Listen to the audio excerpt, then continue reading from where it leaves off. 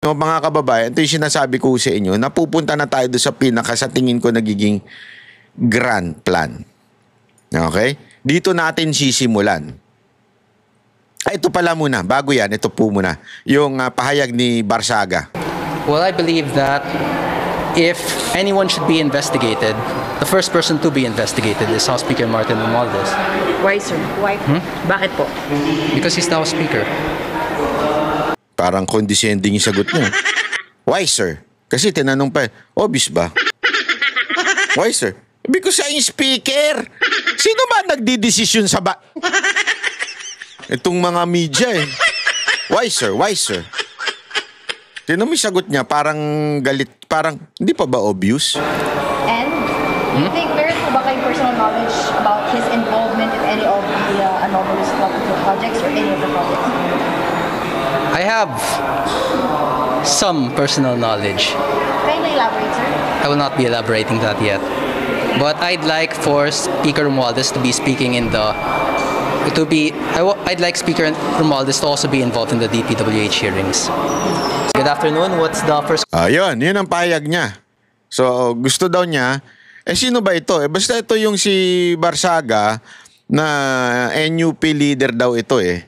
So isang party na leader ng NUP na partido. Although not the main leader, yung pinaka-top, pero isa ito sa mga leader. Anyway, anong relevance itong issue na ito? Kasi una-una, ladies and gentlemen, ayan na nga mismo nga kapwa congressman, alam na nila kung sino yung mastermind. Pero iba ang takbo ng Senado ngayon, di ba? Kaya ka magtataka. Alam niyo kung bakit? Ito ang dahilan. Ito. Papakita ko sa inyo. Ito ang dahilan. Yan. Di po ako nagsabi niyan, DWIC para malinaw. PBBM, duda sa aligasyon ng mga diskaya. Laban kay Speaker Romualdez. Di ba? Diyan pa lang, kitang-kita mo na anong klaseng conspiracy na o masasabi nating teorya na nangyayari ngayon. Babalik ko kayo doon sa kwento ko na nagsalita si Bongbong Marcos at sinabi niya, mahiya naman kayo, walang niya kayo, ganyan-ganyan, di ba? Flood control project, di ba? Kasi nanggaling niyan doon sa una, pinagmalaki ko, ako ay merong 5,500 na flood control. Kinabukasan, binagyo, nag-flood, tapos sunod-sunod na. So buong taon, sunod-sunod na kapalpakan sa budget, sa mga ghost project. Wala nang choice si Marcos kung hindi iibaling sa iba, isisi. Nung nagsalita siya, mga walang niya naman kayo, bla bla bla bla bla. Ang problema, yung totoo, yung katotohanan lumalabas. Di ba? Ano yung lumalabas? Ayan na nga, sila Diskaya, etong batang tong congressman na ito, si Magalong, sinasabi nila kung sino talaga ang may reason. Ngayon, kailangan ng kabigin. Parang palpak na naman si Marcos doon. Sabi niya, palpak na naman ako dito Mali na naman Kasi nga sabi ko nga sa inyo, ang tae, kahit ilagay mo sa supot yan, itago mo yan sa ilalim ng kama mo, mangangamoy at mangangamoy yan. Ang kasalanan, hindi, lalabas at lalabas yan. Bakit? Nasusulat yan di ba? Nasusulat yan lahat ng sikreto lalabas, lahat ng baho lalabas. It will be eventually mapapakita sa liwanag. Yan ang nangyayari. Kahit anong pagtatakip, tingnan nyo, sinusubukan niyang takpan yung sarili niya na isinisi niya sa tao. Bumuebuelta Sino may kasalanan? Yung pinsan niya. Sinong nagkukonsinti sa pinsan niya? Siya. Naku, patay tayo dyan. So, paano gagawin natin ngayon? Ibaling natin sa iba. Sino ang perfect target? Ang mga Duterte. Sino ang perfect na kakuntsaba ng mga Duterte? Ang mga senador na kumampi kay Inday Sara. Gago! Perfect target yun Di ba? Basahin natin yung article na to Papakita ko sa inyo itong article na to. Kung ano yung sinabi dito ng DWIC. Maganda yung sinabi dito. Ayan Ito yan O DWIC yan Duda si Pangulong Marcos sa aligasyon ng mga diskaya na sangkot si Speaker Romualdez. Ito'y ayon kay Pangulong Marcos dahil maraming nabibiktima ng name dropping. Name dropping kaagad. Yeah? Ayon sa punong ehekutibo, dapat mag-ingat ang mga tao at huwag masyadong gullible o madaling mapaniwala. Gayunpaman, sinabi ng presidente na titignan ng bagay nito para malaman kung may sapat na basihan ng pagdawit sa speaker. Ito tingnan nyo yung last. Dagdag pa ng Pangulo. Bagamat hindi krimen ang pag-name drop, krimen naman ang paggamit ng pangalan ng iba para magnakaw. Naku po, matindi ito. Mukhang, alam mo yon, instead na talagang suportahan yung mga revelasyon ng diskaya, talagang, ito palang nililigtas mo na eh. Sinasabi mo na name dropping eh. Di ba? Yan yung G's of all, yung sa news na yan eh. Dini-name drop ng diskaya si Romualdez. Sabi nga sa huli, di ba? Pag diname drop, krimen naman ng paggamit ng pangalang ng iba para magnakaw. So, parang sinasabi niya, yung mga congressman, ginagamit lang ang pangalan ni Romualdez at ni Zaldico para magnakaw. Di ba? Binibigyan niya na ng justification.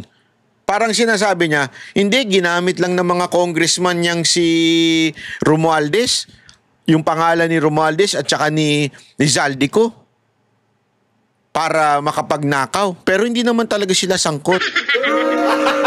Gago! Again, may punto ba? Banat bay o wala? Be objective. Ito, tanungin ko kayo. Ano sabi ni Tiangco? Di ba sabi ni Tiangco, si Zaldico ang naglalagay o nag-insert ng how many billions sa different district? Hindi po ako nagsabi niyan, si Tiangco po ang nagsabi niyan. Kalyado ng Pangulo. Sinabi niya, si Zaldico, siya nag-decide. Magkano natanggap ng party list? 2 billion. Yung pamangkin niya, 2 billion din. Na pangkaraniwan lang daw, swerte ka na nga daw pag nakatanggap ka ng 150 million na proyekto. Eto, 2 billion. Hindi lang yun, 2 billion sa kanya, sa partido niya, ay sa party list niya, 2 billion doon sa pamangkin niya. Tapos may mga inalat pa sa iba't ibang distrito. Si Tiangco nagsabi niyan, hindi ako.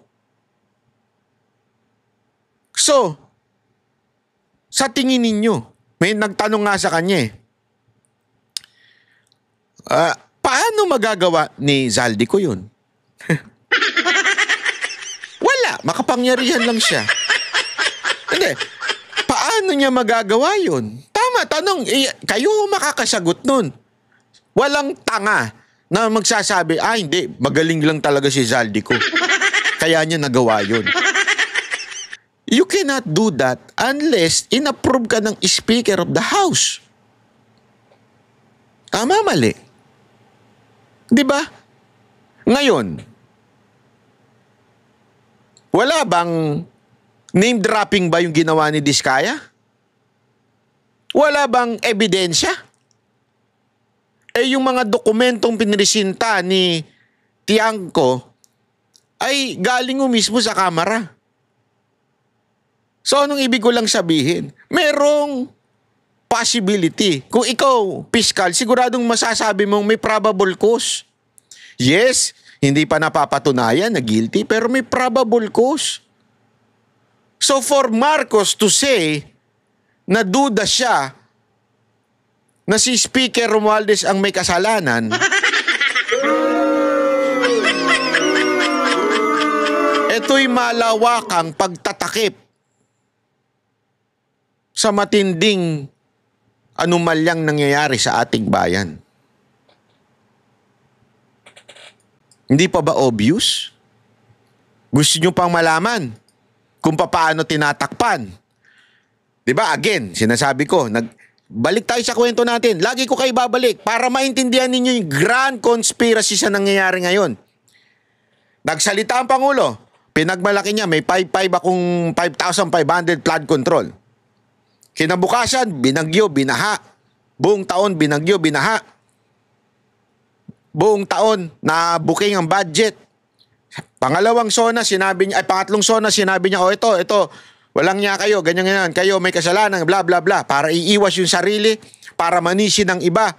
Ang problema, naengganyo tuloy yung mga tao magsalita at na-booking eventually na si Zaldico daw di umano at saka si Romualdez di umano ang may kasalanan nitong lahat ng nangyayari na ito. Di ba? So, kami ang boses ng masa, hindi natatakot. Katotohanan lang, di kami nalulunod. Walang bahid ng sismis, lahat ay totoo. Kahit sino ka pa, pag mali ka babanatan ka.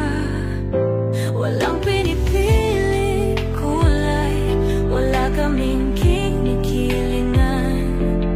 Basta para sa bayan, kami lalaban.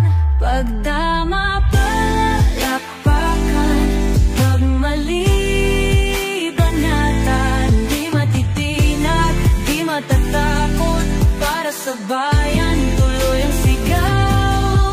Sa harap ng kamera, walang halong takot. Mga baluktot, lahat kayo'y tutumba. Ang hustisya at totoo, yun lang ang mahalaga.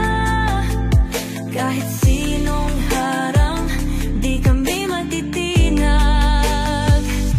Walang pinipiling kulay, wala kaming kinikilingan. Basta para sa bayan, kami lalaban. Pag tama palapakan, pag mali banatan. Di matitinag, di matatakot, para sa bayan tuloy ang sigaw. Kung nasa tama ka, ikaw ay aming kasama. Pero pag mali ka, handa ka na bang mabasag? Banateros kami, walang inuunan. Dahil bayan muna, bago ang sarili.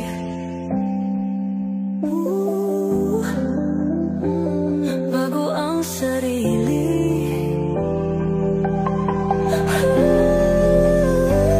Pag tama palapakan, pag mali banatan. Banateros ang sigaw, katotohanan ang laban.